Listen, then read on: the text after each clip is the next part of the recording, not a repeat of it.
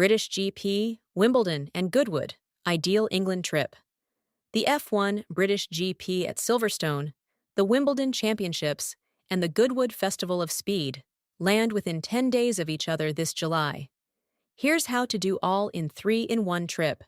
Where does an F1 driver go the weekend after Silverstone?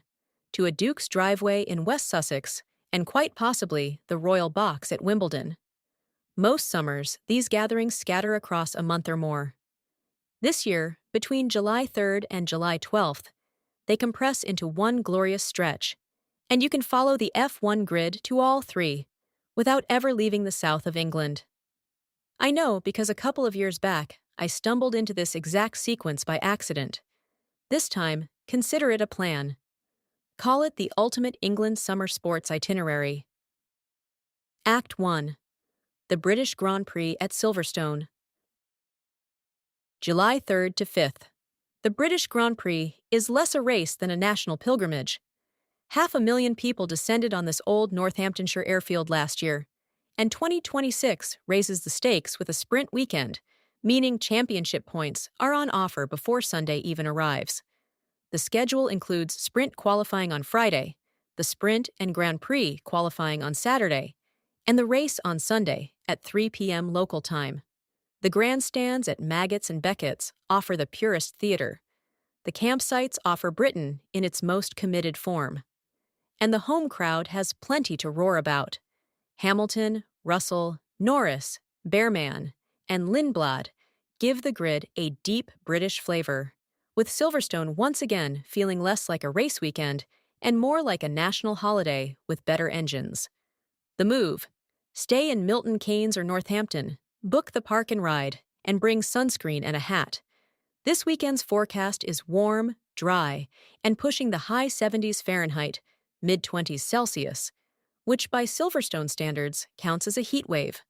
Pack a light layer anyway, it is still an English July. Act 2.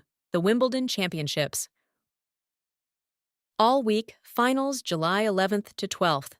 While Silverstone empties, Southwest London is midway through its famous 2-week run at the All England Club. For the uninitiated, Wimbledon is the oldest tennis tournament on Earth, founded in 1877, and the most prestigious of the sport's 4 Grand Slams. It is the only one still played on grass.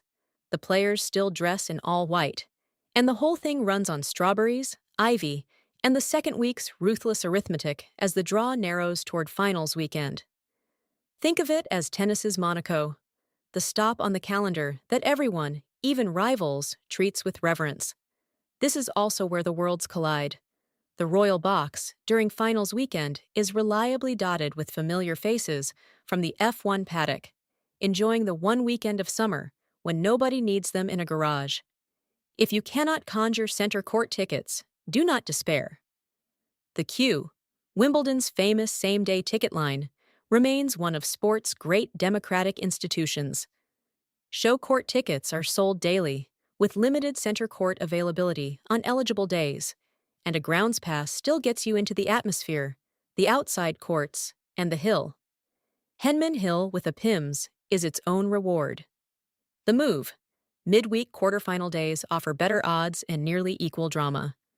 Finals weekend is for the lucky, the well-connected, and the people who somehow always know someone who might have a spare. Act 3. The Goodwood Festival of Speed, West Sussex.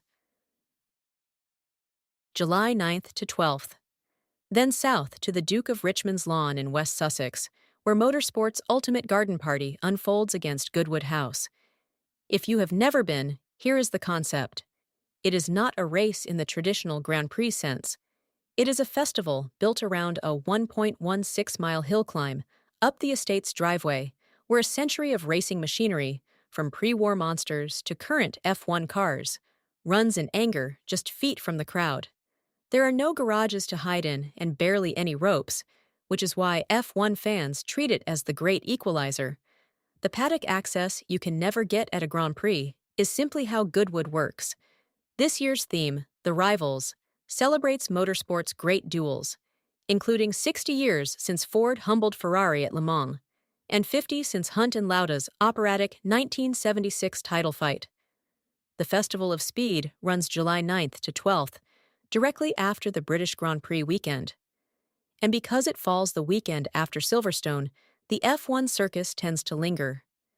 Drivers, team bosses, legends, and famous old machines drift south for demonstration runs up the hill, fan appearances, and the kind of access that makes every Grand Prix paddock pass suddenly look a little overrated. Fair warning, most tickets are already gone, with only limited Thursday availability and hospitality packages left for the sold-out days, which tells you everything about where the smart money summers. The move: plan a year ahead or hunt hospitality packages. Base yourself near Chichester and arrive early. The paddocks before the crowds arrive are the whole point. The fine print. The overlap is the magic and the menace.